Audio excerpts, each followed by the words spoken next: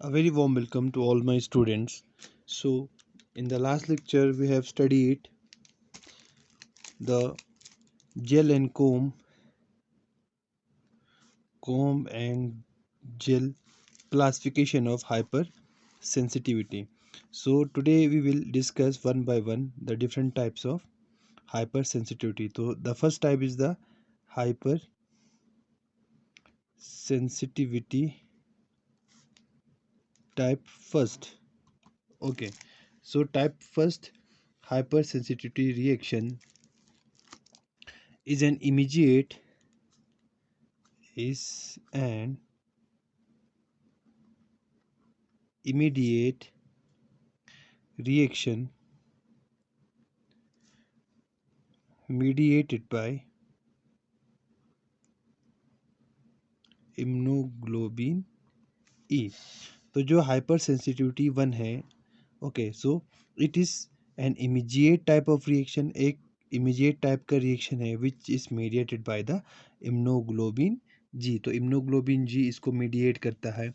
इस hyper sensitivity reaction को हम एनाफाइलेक्टिक रिएक्शन भी बोलते हैं और कभी कभार इसी रिएक्शन को एलर्जी भी हम बोलते हैं। टाइप वन को हम एनाफाइलेटिक रिएक्शन भी बोल सकते हैं और एलर्जी भी इसको कहा जाता है। ओके, सो ये जो एलर्जी है या जो ये एनाफाइलेटिक रिएक्शन है, इसको इंड्यूस कौन करता है? इसको इंड्यूस करता है different types of antigen.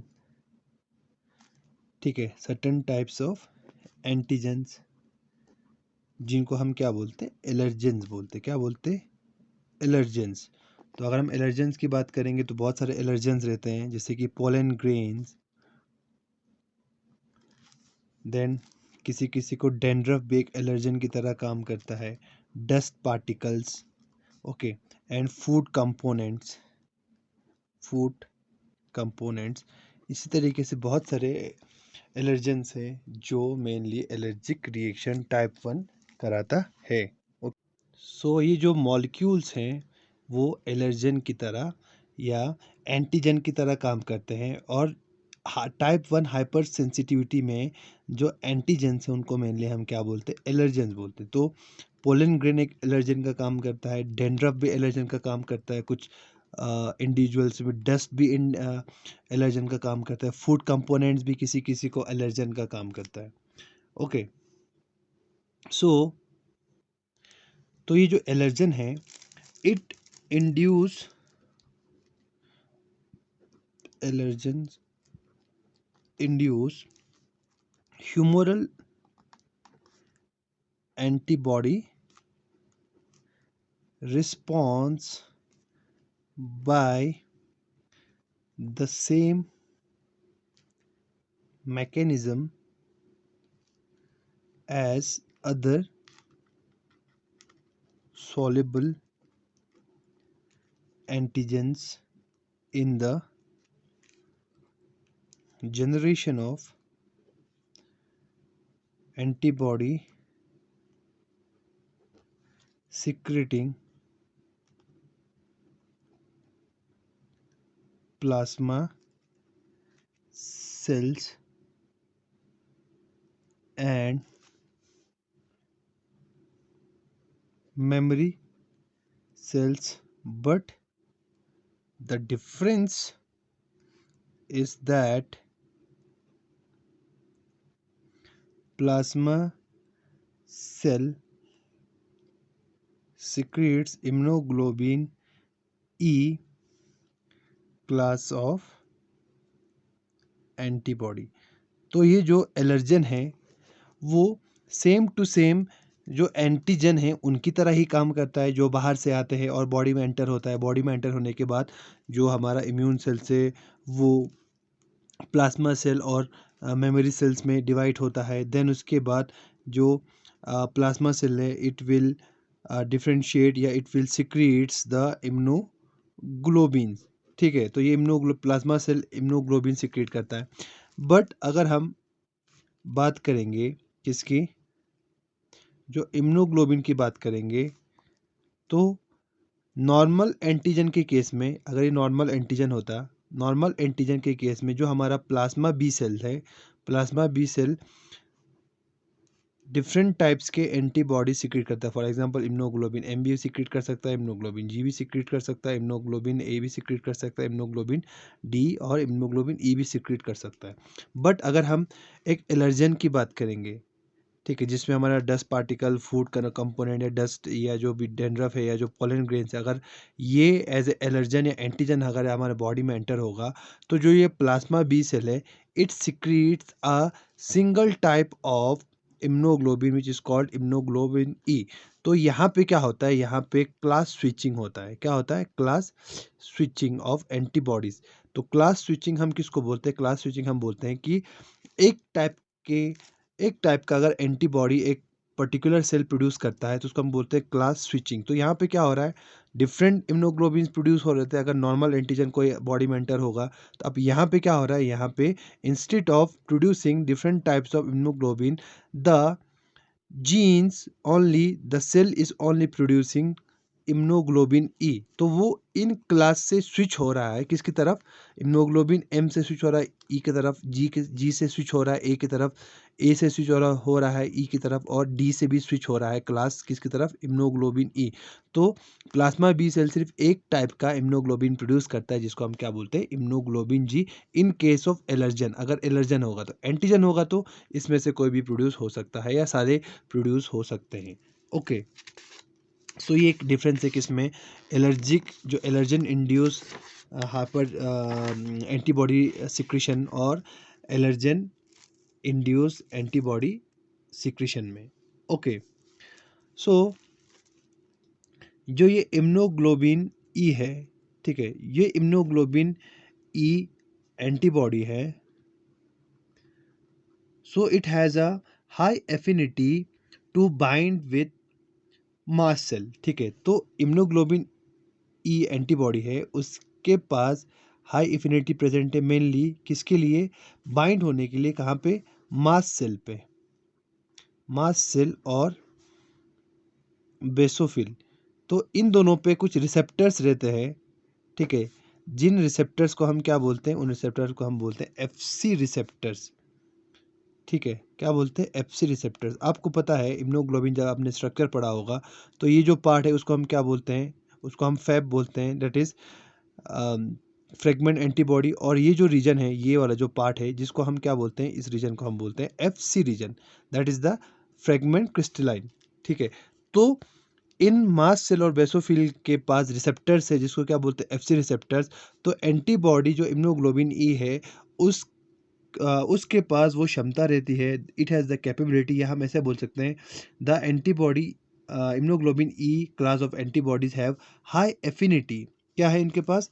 High affinity, high affinity to FC receptor, to FC receptor. तो ये क्या है? FC receptor. तो इस इम्यूनोग्लोबिन ई के पास क्या है? हाई एफिनिटी है किसके लिए? एफसी रिसेप्टर के लिए, which is present on the surface of tissue, mast cell और ब्लड बेसोफिल। तो ब्लड बेसोफिल और टिश्यू मास्ट सेल के ऊपर क्या प्रेजेंट है? एफसी रिसेप्टर है। और इस एफसी रिसेप्टर के लिए इस इम्यूनोग्लोबिन के पास क्या रहता है? हाई एफिनिटी रहता है ताकि वो इसके साथ बाइंड हो। ओके, सो तो ये मास्ट सेल और बेसोफिल जब इम्यूनोग्लोबिन के साथ बाइंड होते हैं तब हम इस मास्ट सेल और बेसोफिल को क्या बोलेंगे? सेंसिटाइज बोलेंगे। क्या बोलेंगे? सेंसिटाइज। तो ये याद रखना, ठीक है। जब इम्यूनोग्लोबिन ई इस एफसी रिसेप्टर के साथ क्या होगा? इस एफसी रिसेप्टर के साथ बाइंड होगा किसके साथ? By its FC region. तो ये एफसी रीजन है और ये एफसी रिसेप्टर है। जब ये यहाँ पे बाइंड होगा तो हम क्या बोलेंगे? इस मास्ट सेल या इस बेसोफिल को क्या बोलेंगे? सेंसिटाइज बोलेंगे। क्या बोलेंगे? सेंसिटाइज बोलेंगे। ओके, तो ये सेंसिटाइज हो गया। सेंसिटाइज होने के बाद हम ऐसा बोल सकते हैं ये एलर्जन हमारे बॉडी में एंटर हो गया। बॉडी में एंटर होने के बाद ये जो एलर्जन है उसने क्या किया? उसने बी सेल्स को डिवाइड किया, किस में? डिफ्रेंशिएट किया, mainly plasma cell, plasma cell और मेमोरी सेल से, मेमोरी सेल आपको पता है किसको बोलते हैं, जो मेमोरी रखता है। प्लाज्मा सेल क्या करता है, एंटीबॉडी प्रोड्यूस करता है। तो मेनली कौन सा एंटीबॉडी प्रोड्यूस करेगा, ये इम्यूनोग्लोबिन ई। ये एक एलर्जन है, जैसे कि हम बात करेंगे पोलन ग्रीन की। ओके, तो ये हमारे बॉडी में एंटर हुआ इम्यूनो, इसके बाद बी सेल्स को डिफरेंशिएट किया प्लाज्मा सेल और मेमोरी सेल्स में। प्लाज्मा सेल्स ने क्या सिक्रीट करना स्टार्ट कर दिया, इम्यूनोग्लोबिन ई। तो इम्यूनोग्लोबिन ई सिक्रीट होने के बाद ये इम्यूनोग्लोबिन आके बाइंड होगा कहाँ पे, हमारे मास्ट सेल या हमारे बेसोफिल सेल पे। ओके, यहाँ पे फॉर एग्जांपल हम यहाँ दिखा देते हैं, ये अटैच हो गया इसके साथ, इस तरीके से अटैच हो गया। ये इम्यूनोग्लोबिन यहाँ पे जाके अटैच हो गया। ओके, ये हमारा रिसेप्टर है, एफसी रिसेप्टर बाइंड हो गया। तो उसको हमने क्या कहा, सेंसिटाइज्ड का, सेंसिटाइज। ठीक है, तो अब ये बास्ट सेल और बेसोफिल क्या हो गए, सेंसिटाइज्ड हो गए, सेंसिटाइज हो गए। ओके, अब क्या होता है उसके बाद, a later exposure to the same allergen cross link in the membrane bound immunoglobulin on sensitized mast cell and basophil causing degranulation of these cells। अगर यही जो एलर्जन है एक बार हमारे बॉडी में एंटर हो गया है, ये हो गया है, उसके बाद वो फिर से अगर हमारे बॉडी में एंटर हो गया है, फॉर एग्जांपल ये हमारा एलर्जन है, ये बॉडी में एंटर हो गया सेकंड टाइम। ठीक है, second time same allergen will enters in your body. So तो ये जो एलर्जन है वो जाके इस सेंसिटाइज्ड मास्ट सेल पे क्या हो जाता है, मास्ट सेल के एफसी जो फैप है एंटीबॉडी इम्यूनोग्लोबिन ई पे जाके बाइंड हो जाएगा इस मेम्ब्रेन बाउंड मास्ट सेल और मेम्ब्रेन बाउंड बेसोफिल के इम्यूनोग्लोबिन ई रिसेप्टर्स पे जाके वो बाइंड हो जाएंगे। ठीक है, बाइंड होने के बाद एंटीबॉडी पे जाके बाइंड होने के बाद क्या होता है, ये जो जैसे ये एलर्जी ना बाइंड होगा तो ये जो मास्ट सेल है इनका डीग्रेनुलेशन हो जाता है। ठीक, क्योंकि ये क्या है, ग्रेनुलोसाइट्स है, तो इनका डीग्रेनुलेशन हो जाएगा and they will secretes different contents. ठीक है, तो डीग्रेनुलेशन हो जाएगा और वो कुछ मॉलिक्यूल्स का सिक्रीशन करते हैं।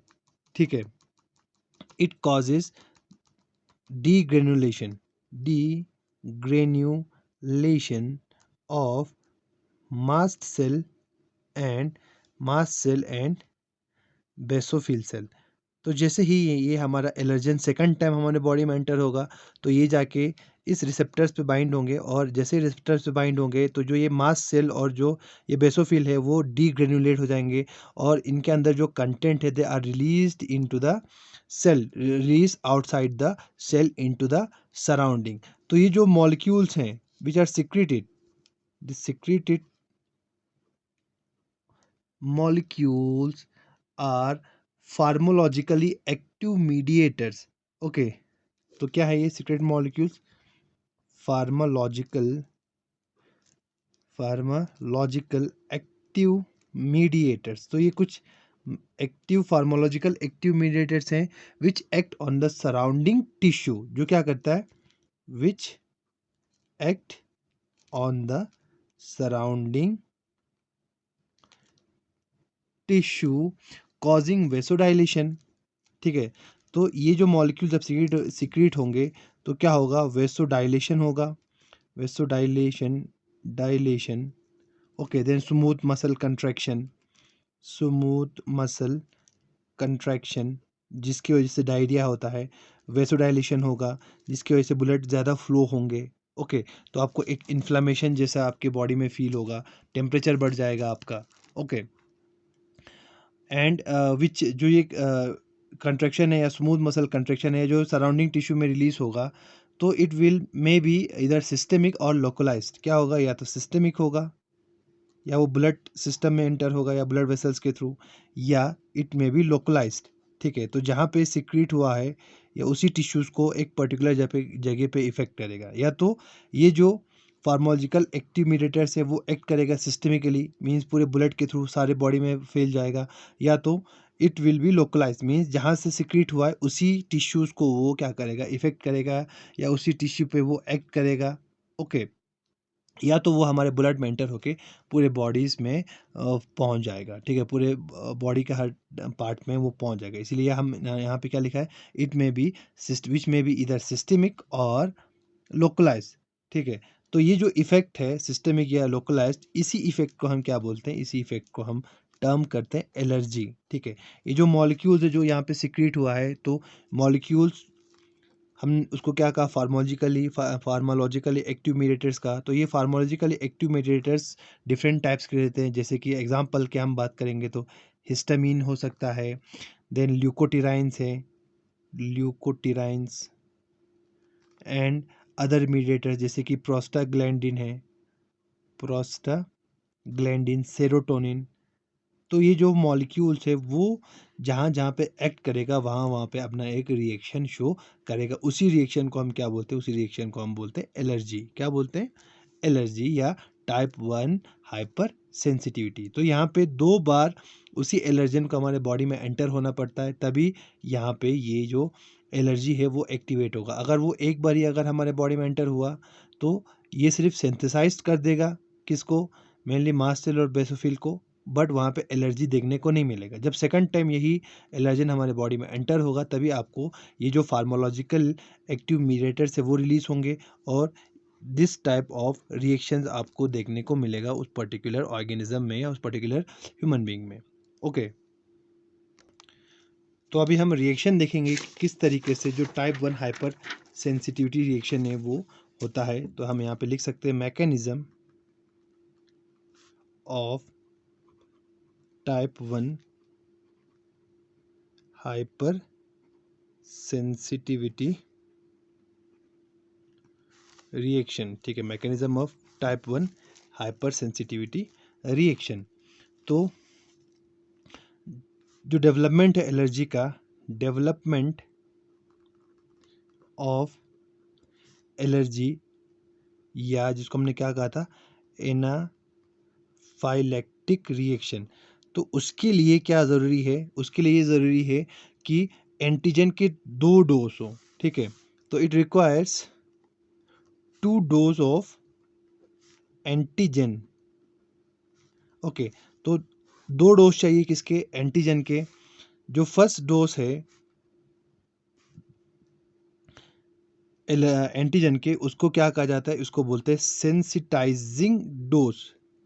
सेंसिटाइजिंग डोज क्यों कहा जाता है आपको ऑलरेडी पता होगा, क्योंकि पहला डोज क्या करता है, पहला डोज सिर्फ मास्ट सेल और बेसोफिल को सेंसिटाइज करता है, उनका डीग्रेनुलेशन नहीं करता है। और जो सेकंड डोज है, जब दूसरी बार अगर वही एंटीजन अगर हमारे बॉडी में एंटर होगा तो सेकंड डोज को क्या कहा जाता है, शॉकिंग डोज कहा जाता है, क्योंकि वहाँ पे आपको एनाफाइलेक्टिक शॉक देखने को मिलता है जो मेनली हाइपर सेंसिटिविटी कॉज करता है, इसलिए इसको शॉकिंग डोज कहा जाता है। सेकंड डोज को शॉकिंग डोज और पहले डोज को क्या कहा जाता है, दैट इज द डीसेंसिटाइजिंग या सेंसिटाइजिंग डोज।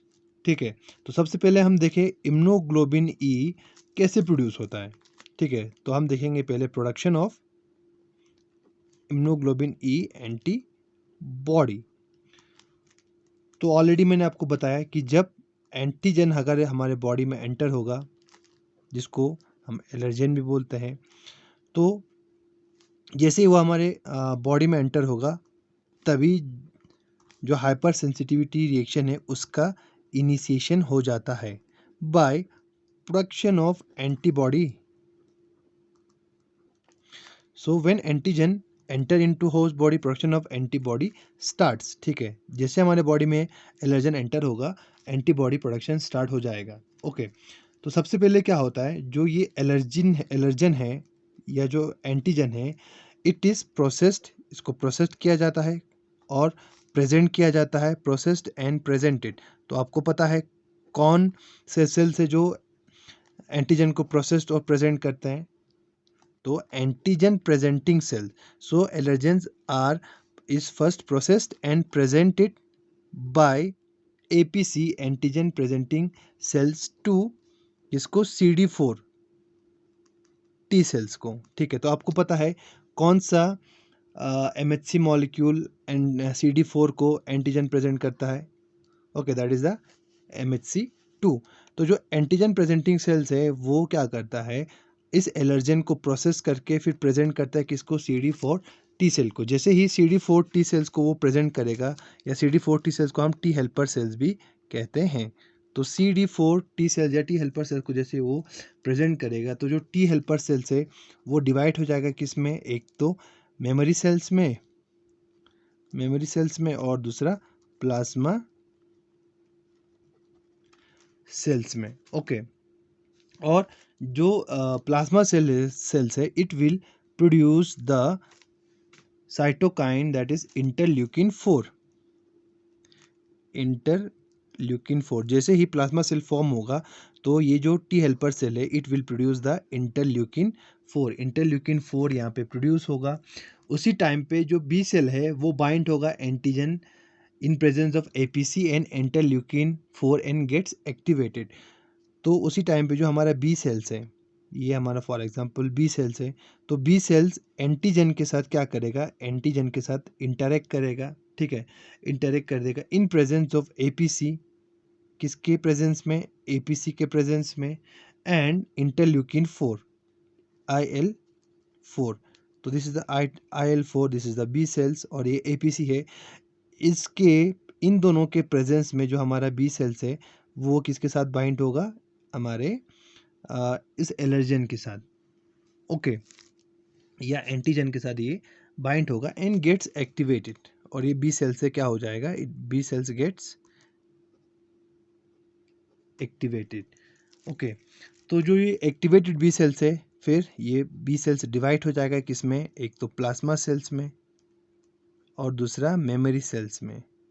मेमोरी सेल्स उस पर्टिकुलर एंटीजन के लिए मेमोरी रखता है, और जो ये प्लाज्मा सेल्स है, इट विल प्रोड्यूस एंटीबॉडी। ठीक है, ये एंटीबॉडी प्रोड्यूस करेगा। तो कौन सा एंटीबॉडी प्रोड्यूस करेगा mainly, it will produce mainly the anti immunoglobin E. तो ये एंटीबॉडी ई प्रोड्यूस करता है। ओके, तो एक नॉर्मल इम्यून सिस्टम और टाइप 1 हाइपर सेंसिटिविटी में ये डिफरेंस है कि नॉर्मल एंटीजन भी हमारे बॉडी में एंटर होगा तो इसी तरीके से एक्टिवेशन होगा प्लाज्मा सेल का, मेनली बी सेल्स का। बी सेल्स का एक्टिवेशन होने के बाद प्लाज्मा सेल और मेमोरी सेल्स में वो डिवाइड हो जाएंगे। बट जो नॉर्मल एंटीजन है उसका जो प्लाज्मा सेल है, it will produce all types of immunoglobulin E, M, G, A, D. But अगर हम एलर्जन की बात करेंगे तो एलर्जन अगर हमारे बॉडी में एंटर हुआ तो वो प्लाज्मा सेल्स को एक्टिवेट करने के बाद, बी सेल्स को एक्टिवेट करने के बाद, उस बी सेल्स के प्लाज्मा सेल्स से सिर्फ एक टाइप का इम्यूनोग्लोबिन प्रोड्यूस करता है, दैट इज द इम्यूनोग्लोबिन ई। ठीक है, तो ये एक मेजर डिफरेंस है नॉर्मल इम्यूनिटी और हाइपर सेंसिटिविटी में। ओके, तो प्लाज्मा सेल इम्यूनोग्लोबिन ई प्रोड्यूस करेगा किसके जगह पे, इम्यूनोग्लोबिन एम और इम्यूनोग्लोबिन जी पे। जब भी हमारे बॉडी में कोई भी एंटीजन एंटर होता है तो सबसे पहले इम्यूनोग्लोबिन जी और इम्यूनोग्लोबिन एम प्रोड्यूस होता है। बट यहाँ पे इम्यूनोग्लोबिन जी और इम्यूनोग्लोबिन एम के जगह पे क्या प्रोड्यूस हो रहा है, इम्यूनोग्लोबिन ई प्रोड्यूस हो रहा है। तो इम्यूनोग्लोबिन जी और इम्यूनोग्लोबिन एम से की जगह पे इम्यूनोग्लोबिन ई फॉर्म होता है, जिसको हम क्या बोलते हैं, क्लास स्विचिंग बोलते हैं। क्या बोलते हैं, क्लास स्विचिंग। तो यहाँ पे क्लास स्विचिंग होगा और इम्यूनोग्लोबिन ई प्रोड्यूस करेगा कौन, हमारा प्लाज्मा सेल। तो ये हो गया इम्यूनोग्लोबिन ई का प्रोडक्शन। ओके, देन उसके बाद जो दूसरा रिएक्शन है इसमें, दूसरा रिएक्शन है सेंसिटाइजेशन। सेंसिटाइजेशन, तो सेंसिटाइजेशन में क्या होता है आपको पता है, जैसे ही इम्यूनोग्लोबिन ई प्रोड्यूस हो गए, ये इम्यूनोग्लोबिन ई है, immunoglobulin E will bind with the FC receptors. तो यहाँ पे कुछ FC रिसेप्टर्स हैं, फॉर एग्जांपल ये है, यहाँ पे FC रिसेप्टर है किसके ऊपर, मास्ट सेल और बेसोफिल के ऊपर, बेसोफिल। तो these are the components of immune system. तो उसके ऊपर रिसेप्टर्स देता है FC रिसेप्टर, जिसको हम क्या बोलते हैं, FC receptor. This is the FC receptor.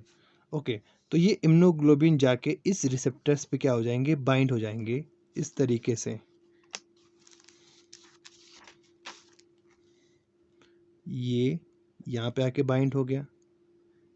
ठीक है, मेनली जो आपको पता है, ये नीचे जो पार्ट है उसको हम FC रीजन बोलते हैं, और ये जो ऊपर का पार्ट है उसको हम क्या बोलते हैं, फैप रीजन बोलते हैं। ठीक है, Fab antibody and crystalline region. Okay, तो जो FC रीजन है वो जाके इस FC रिसेप्टर पे बाइंड होगा। तो these mast cell and basophil have FC receptor which has a high binding affinity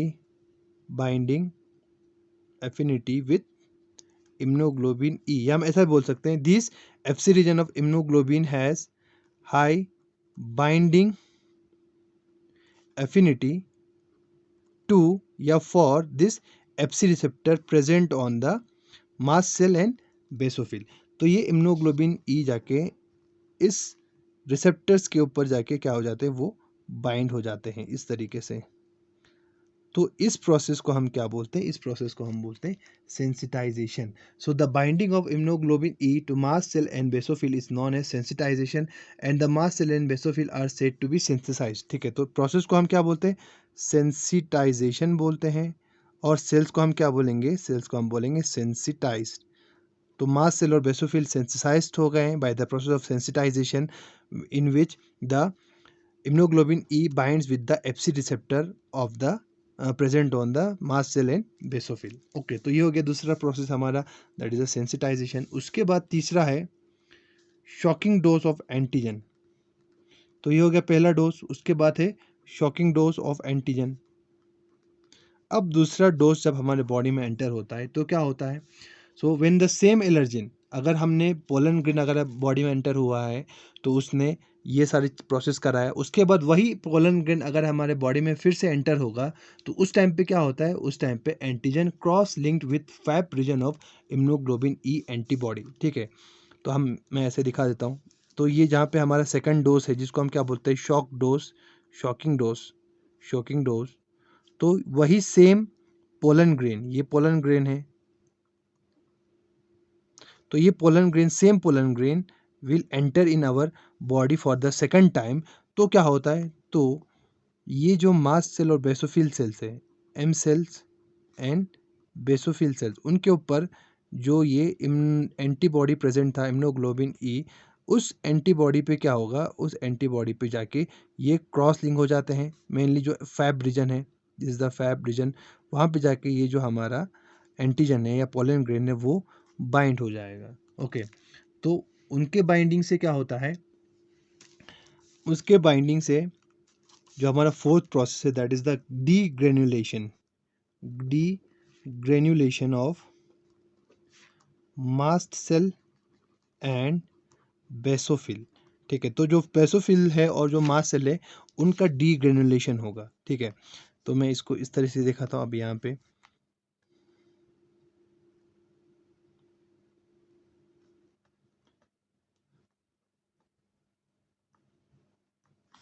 ये एक सेल है,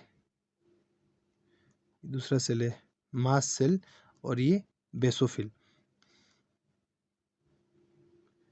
तो यहाँ पे एंटीजन है ऑलरेडी, तो यहाँ पे कुछ मॉलिक्यूल्स क्या हो जाएंगे, ये रिलीज हो जाएंगे इनटू द सराउंडिंग टिश्यू। तो उसको हम क्या बोलते हैं, degranulation of mast cell and basophil. So this cross linking of antigen to antibody, immunoglobulin E antibody cause degradation of the mast cell and basophil, releasing various pharmacologically active chemical such as histamine, then heparin, serotonin,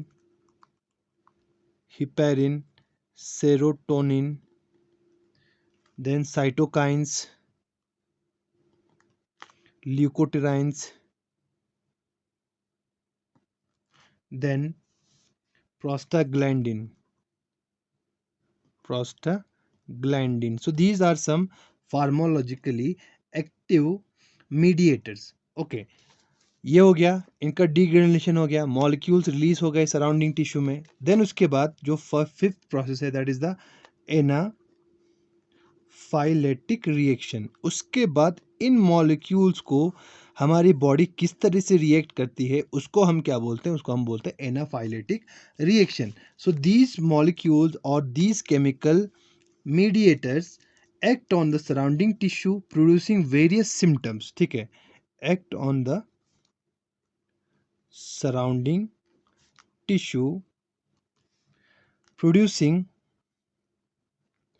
various symptoms। तो बहुत सारे symptoms हमारे body में develop हो जाते हैं जब इन molecules का रिलीज हो जाता है सराउंडिंग टिश्यू में।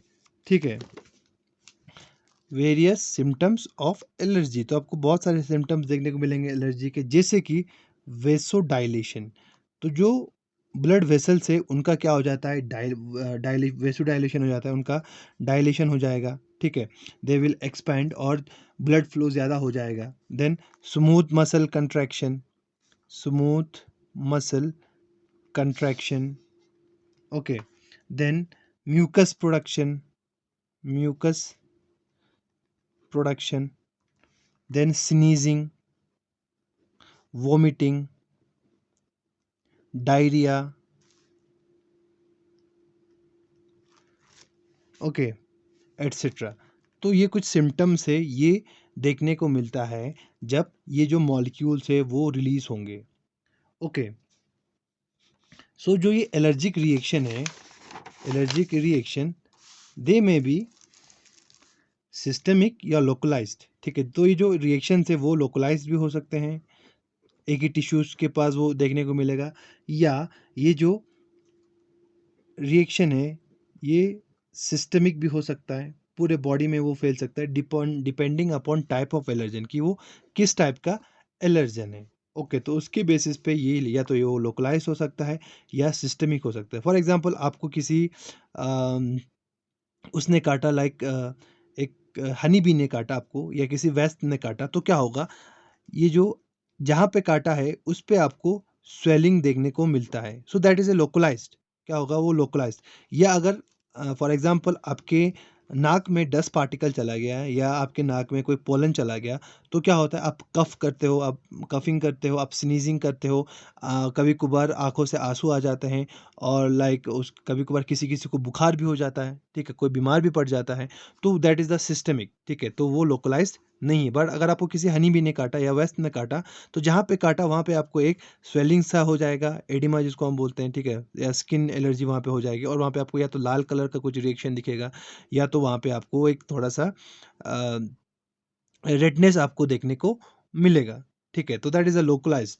तो ये जो पोलन ग्रेन जब हमारी बॉडी में एंटर होगा, तो ये जो मॉलिक्यूल्स है वो होंगे, रिलीज होने के बाद वो जो मॉलिक्यूल्स है वो आपके टिश्यू पे एक्ट करेगा, डिफरेंट डिफरेंट जो मॉलिक्यूल्स है वो अलग तरीके से क्या करेगा, आपके बॉडी में चेंजेस या रिएक्शन करेगा, ओके। जैसे कि प्रोस्टाग्लैंडिन है वो इन्फ्लामेशन करेगा, अगर हम हिस्टामिन की बात करेंगे तो वो इन्फ्लामेशन कराता है, हिपेरिन की बात करेंगे तो वो ब्लड क्लॉटिंग नहीं होने देता है, okay. So these are the some molecules which are released after the degranulation of the mast cell in basophil, okay. तो यहाँ पे हमने जो डीग्रेनुलेशन की बात की, तो डीग्रेनुलेशन ऐसे ही नहीं होता है, डीग्रेनुलेशन के लिए भी बहुत ही डिफरेंट पाथवेज हैं। तो हम थोड़ा सा ओवरव्यू पढ़ लेते हैं, डीग्रेनुलेशन कैसे होता है। Mechanism of activation and degranulation of mast cell, mast cell या बेसोफिल, ओके। तो जो इंट्रासेलुलर सिग्नलिंग इवेंट्स है जो अल्टीमेटली इस मास्ट सेल डीग्रेनुलेट करता है, it involves cooperation among various protein and lipid kinases and phosphatases and rearrangement of cytoskeleton. तो जैसे ही हमारा सेकंड डोज बाइंड होता है किस पे, जो ये रिसेप्टर है किस पे, एंटीबॉडी इम्यूनोग्लोबिन ई पे जब ये बाइंड होगा, तो बाइंड होने के बाद ये सिग्नल की तरह काम करता है। सिग्नल की तरह काम करने के बाद ये जो सिग्नल है वो सेल के अंदर बहुत सारे चेंजेस कराएंगे, जिसमें फॉस्फेटेज इन्वॉल्व हैं, कुछ सिग्नलिंग प्रोसेस करेगा जिसमें लाइपेजेस लिपिड्स इन्वॉल्व है, प्रोटीन इन्वॉल्व है, प्रोटीन काइनेज इन्वॉल्व है, लिपिड काइनेज इन्वॉल्व है, फॉस्फेटेज इन्वॉल्व है, जिससे सेल के साइटोस्केलेटन में रीअरेंजमेंट हो जाएगा, and it will ultimately cause the degranulation of the mast cell, okay. तो हम देखेंगे, तो सबसे पहले जो प्रोसेस है उनको तीन प्रोसेस में इनको डिवाइड किया गया है डीग्रेनुलेशन को। एक है फॉस्फोराइलेशन, फॉस्फोराइलेशन, दूसरा है मिथाइलेशन, मिथाइलेशन, और तीसरा है एडिनाइलेशन, एडिनाइलेशन। तो इन तीन प्रोसेस से क्या होगा, डीग्रेनुलेशन होगा, फॉस्फोराइलेशन से, मिथाइलेशन से, एडिनाइलेशन से। तो हम सबसे पहले देखेंगे फॉस्फोराइलेशन से कैसे होता है, फॉस्फोराइलेशन से कैसे होता है। तो मैं यहाँ पे करके दिखाऊंगा आपको। This is the receptor. तो जैसे ही यहाँ पे क्या बाइंड होगा, एंटीजन बाइंड होगा या एलर्जन बाइंड होगा, which is the second dose, पहला डोज नहीं, सेकंड डोज। ठीक है, जब हमारा मास्ट सेल क्या है, इज सेंसिटाइज्ड, जब वो सेंसिटाइज्ड हो गया है तो एंटीबॉडी ई यहाँ पे प्रेजेंट है, मेनली एफसी रिसेप्टर के साथ बाइंड है, उसका जो एफसी रीजन है, एफसी रिसेप्टर। ओके, तो क्या होता है, it activates protein tyrosine kinase. तो सेल के अंदर अगर हम बात करेंगे तो ये जो बाइंडिंग है, इस बाइंडिंग से क्या होता है, प्रोटीन टायरोसिन काइनेज क्या होता है, एक्टिवेट होता है। ओके, तो जो ये रिसेप्टर्स थे, दीज रिसेप्टर्स, और यहाँ पे इस रिसेप्टर्स पे हमारा बाइंड है antibody E. So this is the receptor, ये जो यहाँ पे आपको दिख रहा है, दिस इज द रिसेप्टर। तो ये रिसेप्टर क्या करता है, प्रोटीन पीटीके में शॉर्टकट में लिख देता हूँ, पीटीके। ठीक है, प्रोटीन प्रोटीन टायरोसिन काइनेज, हम सेल सिग्नलिंग की बात करें, प्रोटीन टायरोसिन काइनेज, इसको ये एक्टिवेट कर देता है। कौन, ये जो रिसेप्टर है, एफसी रिसेप्टर। एफसी रिसेप्टर पे जब इम्यूनोग्लोबिन ई बाइंड होगा और इम्यूनोग्लोबिन पे जब हमारा एलर्जन बाइंड होगा, तो ये एफसी रिसेप्टर इस प्रोटीन टायरोसिन काइनेज को क्या कर देगा, एक्टिवेट कर देगा। ठीक है, it will activate the protein tyrosine kinase. तो जब प्रोटीन टायरोसिन काइनेज एक्टिवेट होगा तो इस this kinase will phosphorylate the phospholipase C. ये फॉस्फोलिपेज सी इसको बोलते हैं, फॉस्फोलाइपेज सी। तो फॉस्फोलाइपेज सी को ये क्या करता है, ये जो पीटीके है ये इसको फॉस्फोराइलेट कर देता है। ठीक है, तो फॉस्फोराइलेशन से क्या हो जाता है, फॉस्फोराइलेशन से ये फॉस्फोलाइपेज सी एक्टिवेट हो जाता है, और phospholipase C will convert phosphatidyl inositol 4,5 bis phosphate into डायसाइल glycerol. तो ये जो फॉस्फोलाइपेज सी है वो क्या करता है, वो एक मेम्ब्रेन बाउंड प्रोटीन रहता है जिसको हम क्या बोलते हैं, PIP2। PIP2 phospho आइनोस्टोल phosphatidyl inositol 4,5 bis phosphate, जिसको हम PIP2 से डिनोट करते हैं। PIP2 इसका क्लीवेज करता है किसमें, इसको कन्वर्ट करता है किसमें, दो मॉलिक्यूल्स में। एक मेम्ब्रेन के साथ बाउंड रहेगा जिसको हम क्या बोलते हैं, DAG, that is the diacyl glycerol, और दूसरा है molecule IP3, that is inositol triphosphate. ठीक है, आयोनोस्टोल ट्राइफॉस्फेट। तो दो मॉलिक्यूल्स में ये क्या हो गया, कन ब्रेक हो गया। ओके, ब्रेक होने के बाद ब्रेक होने के बाद क्या होता है, the IP3 is a potent mobilize which cause pore formation release calcium ion. तो ये जो IP3 है वो बाइंड होता है एंडोप्लाज्मिक रेटिकुलम पे, एंडोप्लाज्मिक रेटिकुलम पे, ER, जिसको मैं यहाँ पे लिखा एंडोप्लाज्मिक रेटिकुलम। और एंडोप्लाज्मिक रेटिकुलम पे बाइंड होने के बाद it will cause the release of calcium ions. ठीक है, तो कैल्शियम आयंस इस एंडोप्लाज्मिक रेटिकुलम से क्या होता है, रिलीज होता है जब यहाँ पे IP3 बाइंड होगा। ओके, देन जो दूसरा है DAG, it will activates protein kinase C. ये प्रोटीन काइनेज सी को एक्टिवेट करता है, प्रोटीन काइनेज सी को ये एक्टिवेट करता है। सो जो ये प्रोटीन काइनेज सी है और जो कैल्शियम है, ये दोनों मिल के, ये प्रोटीन काइनेज सी और ये कैल्शियम दोनों बाइंड होके, ये कैल्शियम प्रोटीन काइनेज सी के एक्टिवेशन के लिए इंपॉर्टेंट है। ठीक है, तो एक्टिवेट होने के बाद ये जो कम्प्लेक्स फॉर्म करेगा, ये क्या करता है, मेनली डीग्रेनुलेशन कराता है, डीग्रेनुलेशन।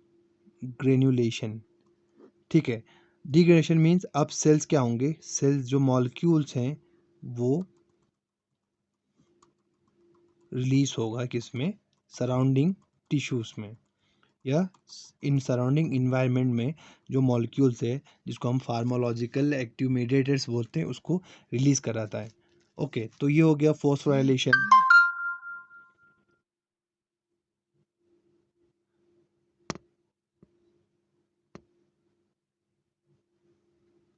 तो ये हो गया फॉस्फोराइलेशन।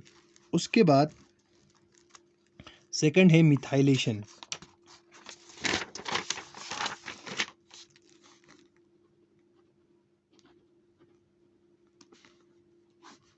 मिथाइलेशन में क्या होता है? मिथाइलेशन में आप देख सकते हैं जो FCER के साथ क्रॉस लिंकेज हुआ है, किसका?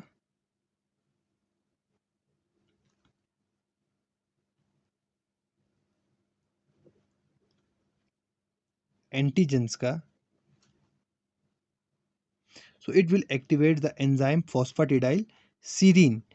तो एक एंजाइम है फॉस्फेटिडाइल सीरीन, फॉस्फेटिडाइल सीरीन, ये इसको एक्टिवेट कर देता है।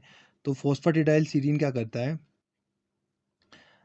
It activates the enzyme that converts phosphatidyl serine into phosphatidyl ethanol amine. Sorry. तो जैसे ही यहाँ पे allergen that is the second dose allergen यहाँ पे बाइंड होगा, तो वो एलर्जन क्या करता है? एक एंजाइम्स को एक्टिवेट करता है। ठीक है, अननोन एंजाइम है उसको एक्टिवेट करता है। ये एंजाइम क्या करेगा? ये enzyme will convert this phosphatidyl serine into another molecule that is the phosphatidyl ethanol amine। इसमें तो फॉस्फेटिडाइल सीरीन को कन्वर्ट करता है एंजाइम किसमें? फॉस्फेटिडाइल इथेनॉल अमीन में। Okay, then eventually this phosphatidyl ethanol amine is methylated to phosphatidyl choline, phosphatidyl choline। तो ये phosphatidyl choline में जब इस पे मिथाइल ग्रुप ऐड होगा इस तरीके से, इसी पे मिथाइलेशन होगा, तो ये कन्वर्ट होता है किसमें? फॉस्फेटिडाइल कोलिन में। ठीक है, so this phosphatidyl conversion of phosphatidyl ethanol amine into phosphatidyl choline is caused by the enzyme that is phospholipid phospholipid methyl transferase 1 and 2, जिसको हम डिनोट करते हैं किससे? PMT first and PMT second. तो ये जो एंजाइम है वो क्या करता है? वो इस फॉस्फेटिडाइल कोलिन पे मिथाइलेशन करता है, मिथाइल ग्रुप ऐड करता है, that is the CH3 add करेगा यहाँ पे।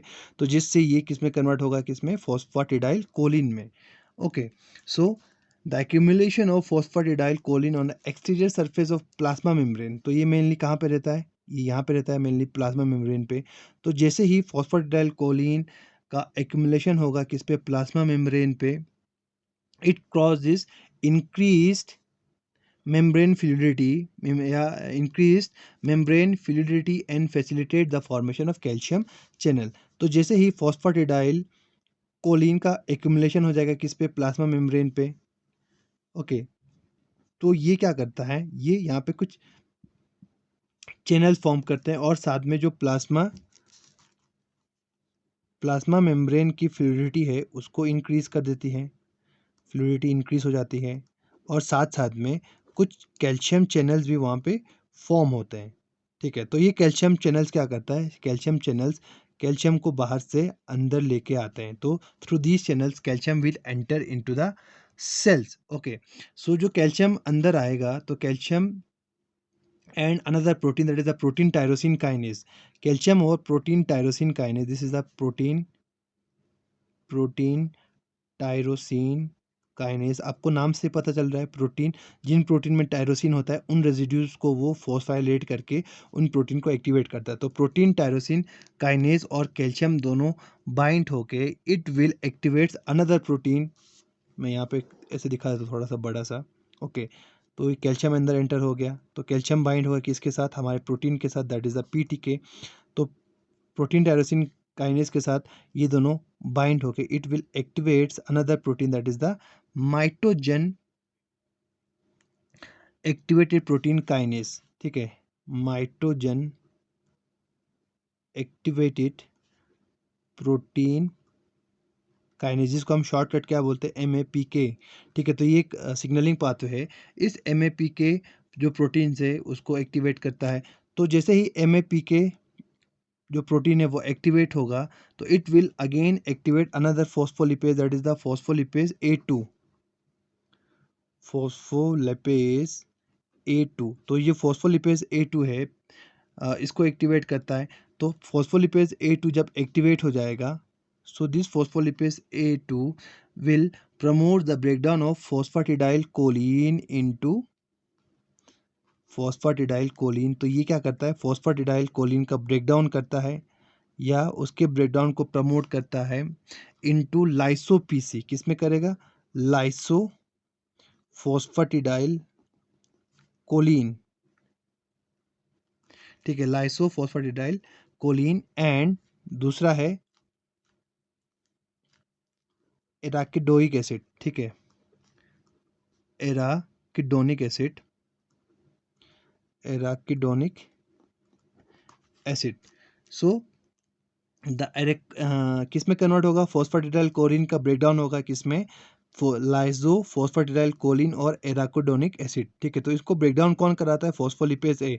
फॉस्फोलिपेज ए को एक्टिवेट करता है एमएपीके, एमएपी को एक्टिवेट करता है कैल्शियम और पीटीके। तो कैल्शियम सेल के अंदर कैसे एंटर होगा, जब फॉस्फेटिडाइल कोलिन मेम्ब्रेन के ऊपर ज़्यादा हो जाएगा। फॉस्फेटिडाइल कोलिन कब ज़्यादा होगा, जब फॉस्फेटिडाइल इथेनॉल अमीन का मिथाइलेशन होगा। तो फॉस्फेटिडाइल इथेनॉल अमीन कब फॉर्म होगा, जब यहाँ पे फॉस्फेटिडाइल सीरीन प्रेजेंट होगा। जब फॉस्फेटिडाइल सीरीन कब फॉर्म होता है, जब फॉस्फेटिडाइल सीरीन का कन्वर्शन करेगा एक एंजाइम, जो एंजाइम एक्टिवेट होता है कब, जब यहाँ पे हमारा एलर्जन बाइंड होता है।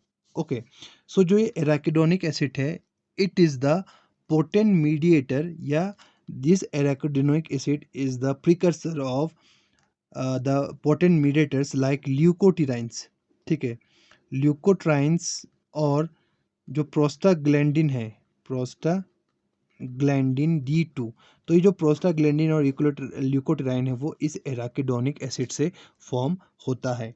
ओके, तो देन प्रोस्टाग्लैंडिन एंड ल्यूकोट्राइन जब यहाँ पे डीग्रेनुलेशन होगा सेल्स का, तब वो they are released into the external of the cell. Okay, ये हो गया मिथाइलेशन का वर्क, यहाँ पे मिथाइलेशन का इंपॉर्टेंस। इसके बाद जो लास्ट है हमारा, दैट इज द एडिनाइलेशन। तो उससे पहले और एक बात बताना भूल गया मैं, साथ साथ में जो ये MAPK है, it also induce secretion of cytokines, ठीक है।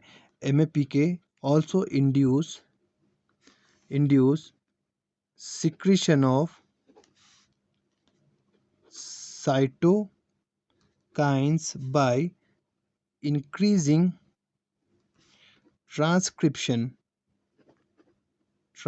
of cytokine genes. तो साइटोकाइन भी ये रिलीज करता है, साइटोकाइन रिलीज कराता है, ल्यूकोट्राइन्स भी ये रिलीज कराता है, और प्रोस्टाग्लैंडिन भी ये रिलीज कराता है या फॉर्म कराता है सेल्स में due to this methylation. Okay, then उसके बाद लास्ट है, दैट इज द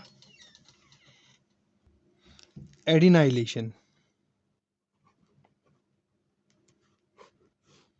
ओके, तो ये जो एंटीबॉडी है, जब ये बाइंड होगा किस पे, हमारा FC रिसेप्टर पे, so it activate the membrane adenylate साइक्लेज। तो यहाँ पे एडिनाइलेट साइक्लेज है, जब आप सेल सिग्नलिंग पढ़ोगे हायर क्लासेस में तो आपको ये एडिनाइलेट साइक्लेज के बारे में पता चलेगा। तो adenylate cyclase is a membrane bound enzyme, ठीक है, which gets activated by the G protein. तो G प्रोटीन एडिनाइलेट साइक्लेज को एक्टिवेट करता है, या टायरोसिन रिसेप्टर्स है वो इसको एक्टिवेट करता है। जैसे ही एडिनाइलेट साइक्लेज एक्टिवेट होगा, तो ये एडिनाइलेट साइक्लेज एंजाइम क्या करता है, ATP का कन्वर्शन करता है किसमें, साइक्लिक AMP में, ठीक है। ATP is convert into cyclic AMP। तो जैसे ही यहाँ पे एंटीजन बाइंड होगा, एडिनाइलेट साइक्लेज एक्टिवेट होगा, ATP कन्वर्ट होगा किसमें, CMP में। तो जो CMP का लेवल है, दैट इज साइक्लिक AMP, इसका जो लेवल है वो इंक्रीज हो जाएगा थोड़े समय के लिए। ओके, देन कुछ टाइम के बाद जो ये साइक्लिक AMP है, जब ये इनएक्टिवेट हो जाएगा एडिनाइलेट साइक्लेज, तो ये ऑटोमेटिकली ये जो CMP है इसका जो लेवल है वो कम हो जाता है। So the CMP drop is required for degranulation of mast cell, ठीक है। जैसे ही CMP का जो लेवल है वो कम हो जाएगा, तो इसका लेवल कम कौन करता है, जब ये हमारा एडिनाइलेट साइक्लेज है वो इनएक्टिवेट हो जाएगा। एंड अनदर एक प्रोटीन है जिसको हम बोलते हैं प्रोटीन काइनेज। तो प्रोटीन काइनेज क्या करता है, प्रोटीन काइनेज इस साइक्लिक AMP को 5 प्राइम साइक्लिक GMP में कन्वर्ट करता है, या फॉस्फोडाइस्टरेज है जो इसको कन्वर्ट करता है 5 प्राइम साइक्लिक जीएमपी में, या जो एडिनाइलेट साइक्लेस है वो जब इसमें फॉस्फोराइलेशन हो जाएगा तो ये इनएक्टिवेट हो जाएगा। तो मीन्स अल्टीमेटली ये है कि सीएमपी का जो लेवल है वो कम हो जाता है, ठीक है। तो जैसे ही साइक्लिक जीएमपी का लेवल कम हो जाएगा बाद में, तो ये जो साइक्लिक सीएमपी का लेवल कम होगा, it is required for the degranulation of mast cell. तो ये जो लेवल कम हो रहा है, एक बार हाई होने के बाद लो हो रहा है, तो वो जो हाई होके लो हो रहा है, तो वो इम्पॉर्टेंट है किसके लिए? डीग्रेनुलेशन ऑफ मास्ट सेल के लिए। ओके, देन ये जो साइक्लिक एएमपी है, इट या साइक्लिक एमपी या डिपेंडेंट जो प्रोटीन्स हैं, प्रोटीन काइनेस है, जिसे कि protein kinase A is a cyclic AMP dependent protein kinase. So it phosphorylate the granule membrane protein। तो जो ग्रेन्यूल मेम्ब्रेन प्रोटीन है उसको ये फॉस्फोराइलेट करता है। कौन? साइक्लिक एएमपी डिपेंडेंट जो प्रोटीन है, that is the protein kinase A. Thereby changing the permeability of the granules to water के लिए, एंड कैल्शियम आयंस, जिससे क्या होता है? It causes swelling of granules, ठीक है। तो जो ग्रेन्यूल्स प्रेजेंट होंगे उनका क्या होगा? उनका स्वेलिंग होगा, और साथ साथ में जो वाटर है, कैल्शियम है, वो एंटर होगा। जैसे स्वेलिंग होगा सेल्स का या ग्रेन्यूल्स का, the consequently swelling of granules and formation of soluble and ethyl maleimide attachment receptor protein complex facilitate fusion of membrane and release of pharmacologically chemical products which is responsible for allergic symptoms, ठीक है। तो ये जो swelling है, तो उस swelling से क्या होता है? स्वेलिंग ऑफ ग्रेन्यूल से जैसे ग्रेन्यूल स्वेल्स होते जाएंगे, इस तरीके से ग्रेन्यूल स्वेल होते जाएंगे, ये ग्रेन्यूल स्वेल होते जाएंगे, तो क्या होगा? ग्रेन्यूल्स के स्वेलिंग से और उन ग्रेन्यूल्स पे कुछ रिसेप्टर्स बाइंड हो जाते हैं, जिनको हम क्या बोलते हैं? That is the N ethyl maleimide attachment, ठीक है। ये एक रिसेप्टर है जिसको हम क्या बोलते हैं? N ethyl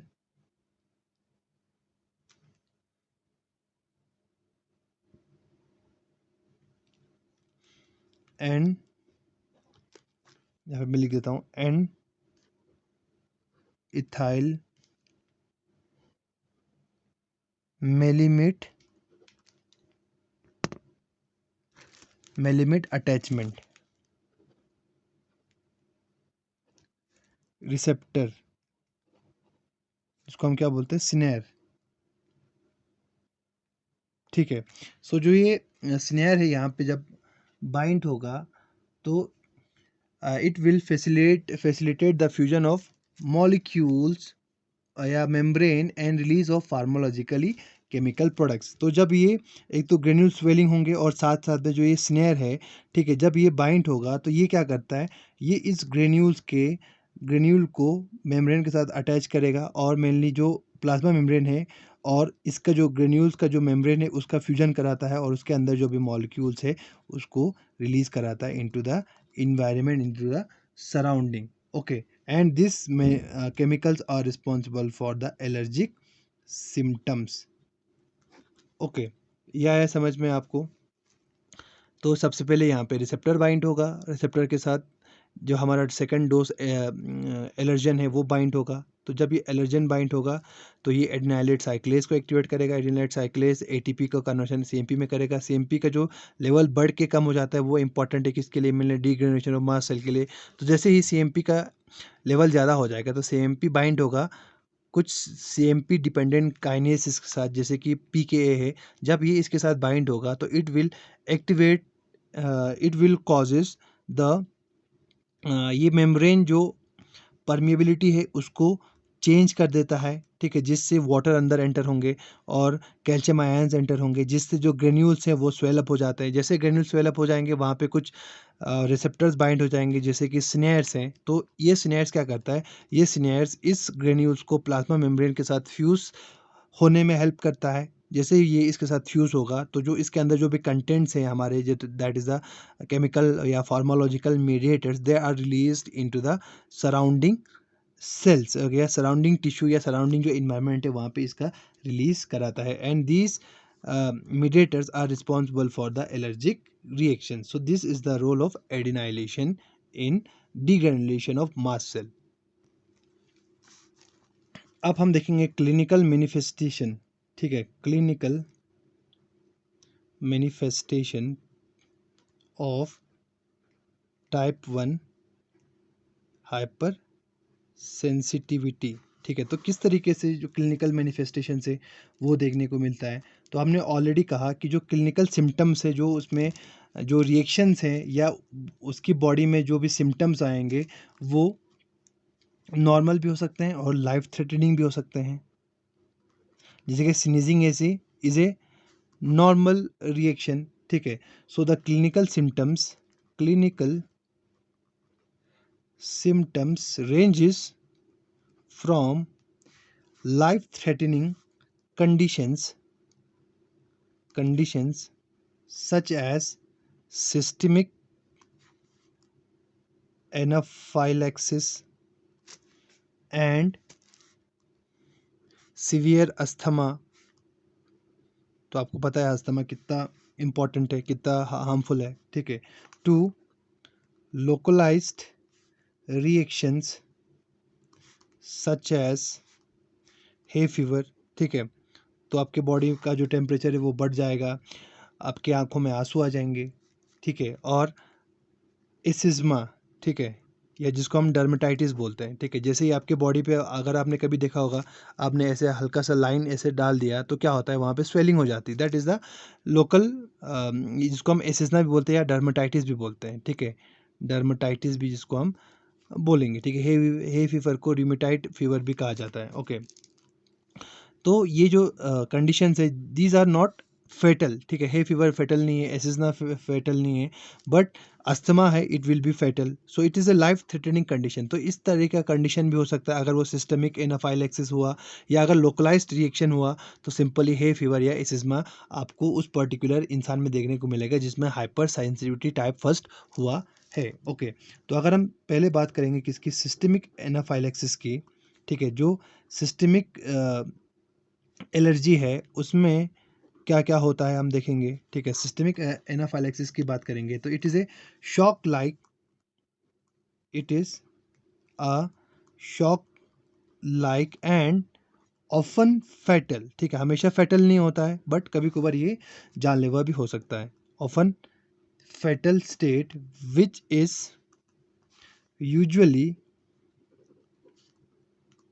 initiated by allergen directly into bloodstream or absorbed from गट और स्किन, ठीक है। तो ये जो सिस्टमिक एनाफाइलेक्सिस है वो कब डेवलप होता है, ठीक है। तो तब डेवलप होगा जब एलर्जन डायरेक्टली हमारे ब्लड में एंटर होगा थ्रू ब्लड स्ट्रीम, या जब हम खाना खाते हैं तो उस टाइम पे गट पे जब एब्जॉर्प्शन होगा उस टाइम पे, या डायरेक्टली स्किन के थ्रू हमारे बॉडी में एंटर होगा, तब ये जो सिस्टमिक एनाफाइलेक्सिस है या जो शॉक लाइक कंडीशन है या फेटल लाइक स्टेट है वो आपके बॉडी में डेवलप हो सकती है। तो इसके सिम्टम्स क्या है, सिस्टमिक एनाफाइलेक्सिस के सिम्टम्स है जैसे कि लेबर्ड ब्रीदिंग, आपको सांस लेने में आपको तकलीफ होगी, ठीक है, जिस दैट इज़ द अस्थमा, ठीक है। Drop in blood pressure, blood pressure में क्या हो जाएगा, ब्लड प्रेशर डिक्रीज हो जाएगा क्योंकि ब्लड फ्लो ज़्यादा हो रहा है। Drop in blood pressure, then smooth muscle contraction, smooth muscle contraction mainly कहाँ पे होता है, आपके जो डाइजेस्टिव सिस्टम है या गैस्ट्रोइंटेस्टाइनल ट्रैक्ट है वहाँ पे आपको स्मूथ मसल्स देखने को मिलेगा। तो वहाँ पे क्या होगा, कंट्रैक्शन होगा, तो डायरिया भी हो सकता है आपको, ओके। देन ब्रोंकियोल कंस्ट्रिक्शन, जिससे आप प्रॉपरली सांस नहीं ले सकते हो, ठीक है। ब्रोंकियोल कंस्ट्रिक्शन, आपको सांस लेने में तकलीफ होगी क्योंकि अब ब्रोंकियोल कंस्ट्रिक्ट होंगे तो एयर ऑक्सीजन प्रॉपरली आपके बॉडी तक, टिश्यूज तक नहीं पहुंच पाएगा, ऑक्सीजन का एक्सचेंज प्रॉपरली नहीं हो पाएगा। देन सफोकेशन, ठीक है। तो these are the some symptoms which can be seen in the systemic anaphylaxis, ठीक है। जब ब्लड में जब कोई एलर्जन एंटर होगा तो आपको ये कंडीशंस आपके बॉडी में डेवलप हो सकता है। ओके, तो इसको हम क्या बोलते हैं, सिस्टमिक एनाफाइलैक्सिस। तो जो फेटल भी वो हो सकता है, प्रूफ हो सकता है, ठीक है। तो एक शॉक लाइक जो कंडीशन है वो आपके बॉडी में डेवलप हो जाएगा। ओके, देन जो दूसरा है that is the localised hypersensitivity. Localised hypersensitivity, ठीक है। लोकलाइज्ड में क्या होगा, it is limited to specific target, ठीक है। Limited to specific target tissue और ऑर्गन्स। तो वो पर्टिकुलर उसका जो वो है लिमिटेशंस है, वो कुछ टिश्यूज तक है या कुछ ऑर्गन्स तक है। Often involving epithelial surface at the site of allergen entry, ठीक है। तो जहाँ पे एलर्जन एंट्री हो रहा है तो वहीं तक वो सीमित रह सकता है, ठीक है। तो उस टाइप के हाइपर सेंसिटिविटी को या उस टाइप के टाइप 1 हाइपर सेंसिटिविटी के सिम्टम्स को हम क्या बोलते हैं, localised hypersensitivity. So the tendency to manifest hypersensitivity reaction is inherited and is called atopy, ठीक है।